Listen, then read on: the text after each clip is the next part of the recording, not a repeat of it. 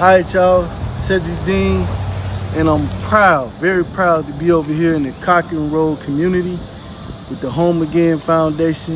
They are on the front lines fighting and addressing this homeless crisis that we have in our city. And we have 8 cottages right here that can house up to 20 homeless individuals. And that's very important. And right now, you about to get a sneak preview of what this really gonna look like. I mean, when you look outside, and it's gonna really beautify this community right here. It's an older community, and that's the goal, where each cottage has its own like little field, its own little porch area. Come on in, I want y'all to see this.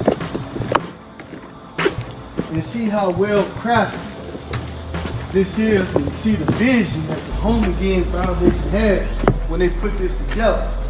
So when you come in right now, you see they have been working tirelessly on all of this right here. So right here in this area right here, this is what's going to be a very, very nice, luxurious day room, where it's going to be like a family room where the family can get together and have like a living room / dining room area. Then when you come over here, this would be the kitchen area. And the cool thing about the kitchen, it actually has a pantry, a nice sized pantry that will have a washing machine and a dryer in it. So they'll actually be able to do their own laundry and have the feel of family, because they'll have the same accommodations that we have in our homes, many of us. So when you come over here, and this is a 3-bedroom. This is gonna be one of the bedrooms right here.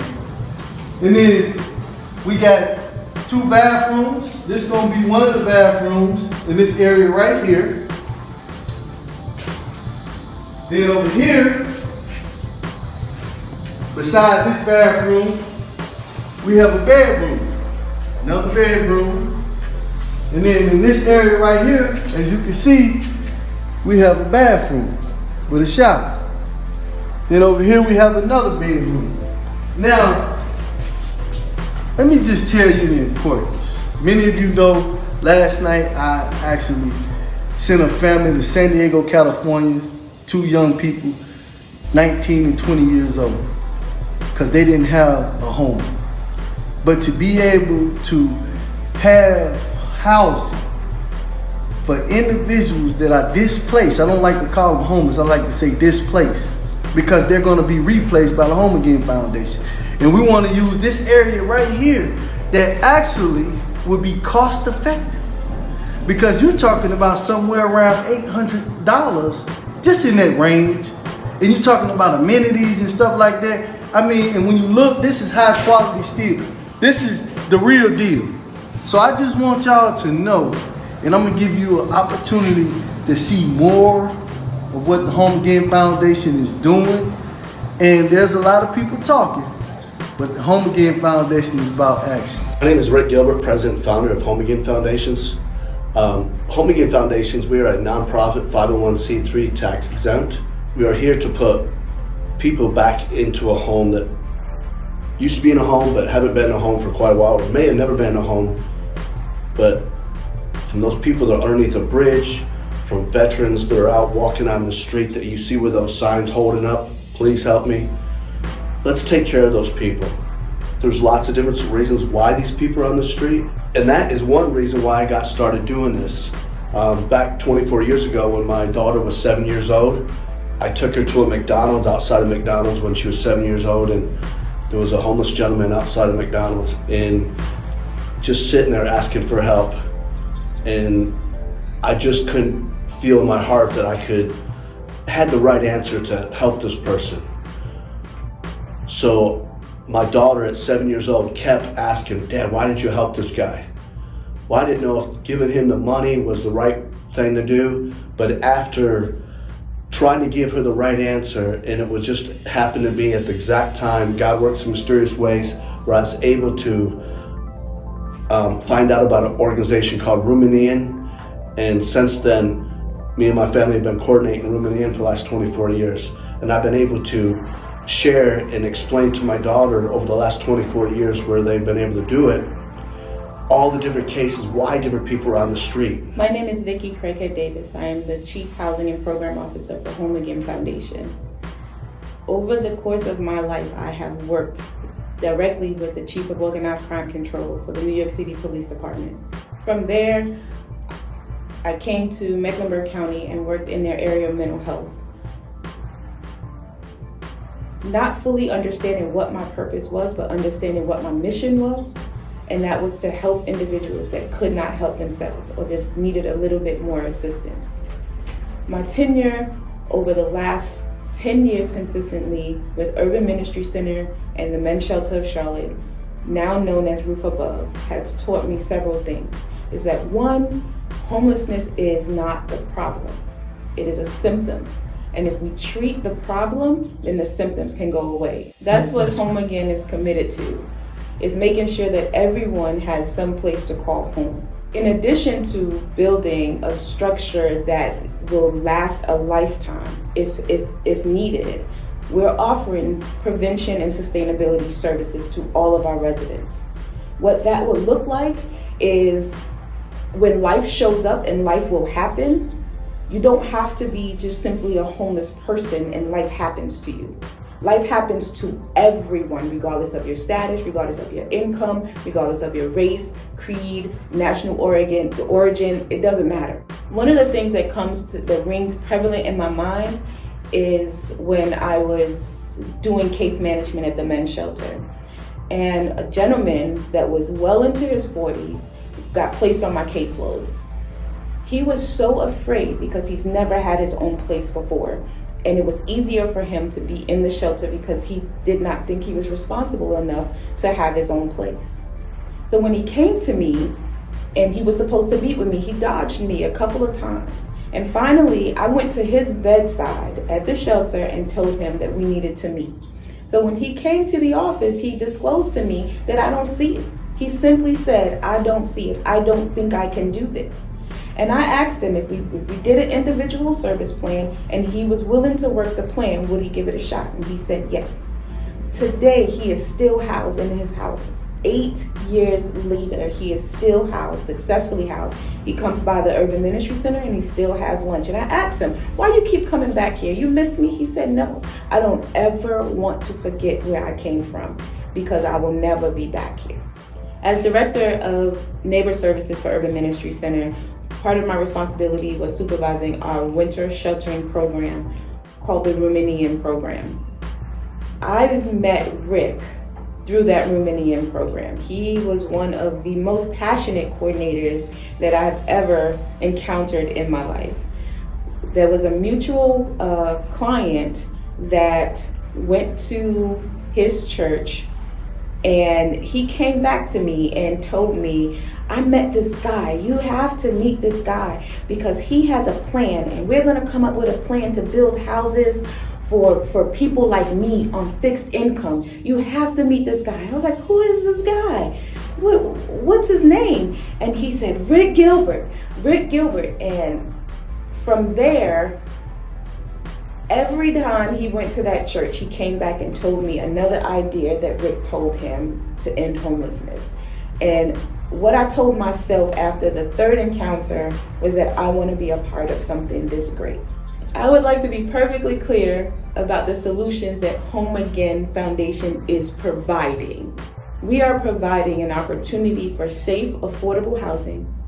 We are offering the knowledge and tools and the skills to sustain housing.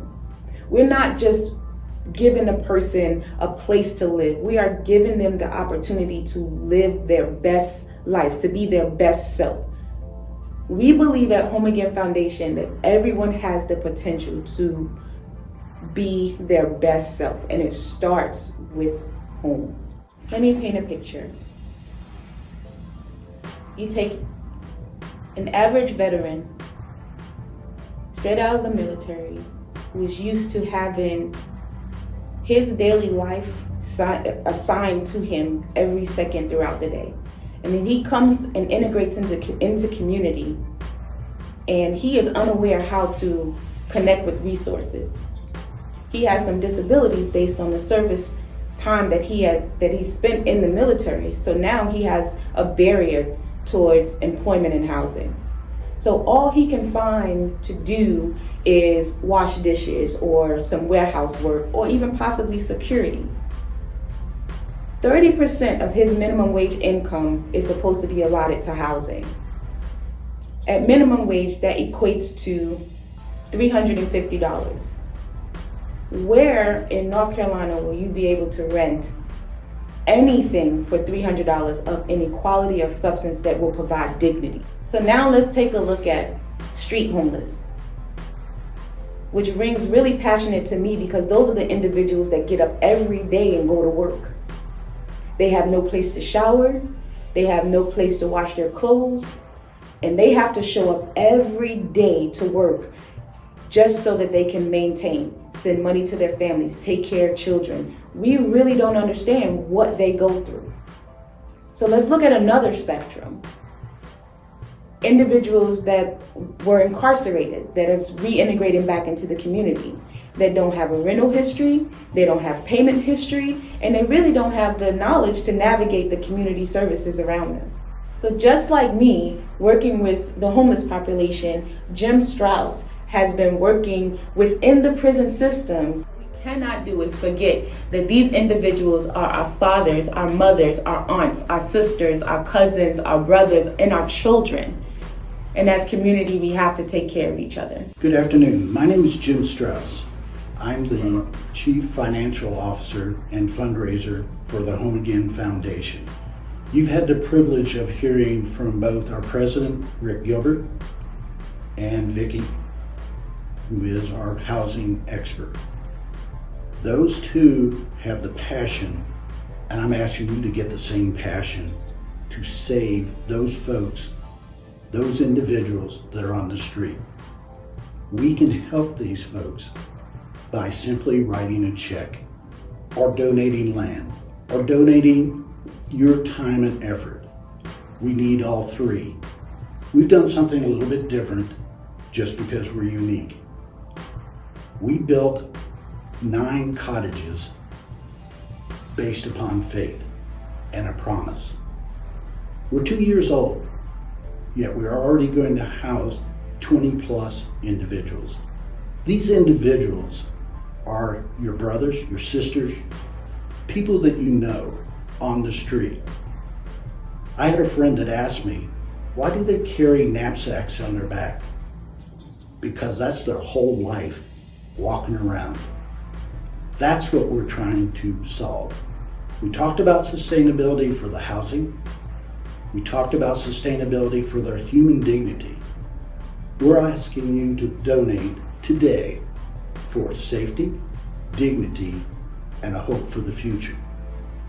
I get asked all the time, well, what can I do to participate? Writing a check is participation. That's what we need right now.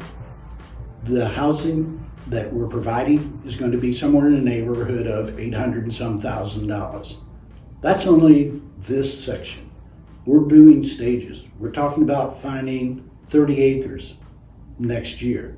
And on that 30 acres, we're going to build 300 cottages. Those 300 cottages can take as many as 560 some individuals off the street. Now, I don't know if that means much to you, but that's about a third of the homeless that are registered in the Charlotte area. That's powerful, folks, and we're talking about doing it in 2 more years. But we can't do it without your donations and your help. We can do this. I've been driving homeless for 15 years with Room in the Inn, and the one thing that always came about, they want the dignity, the safety, and the just community. They don't want to be put in boxes. They want to be part of our society. We talked about the prisoners getting out. I work with a prison system and have been for the last 15 years. That lack of hope is what is so pathetic. You've got to give them hope. They will come through. I've had so many great experiences of people getting a hand up, not a handout.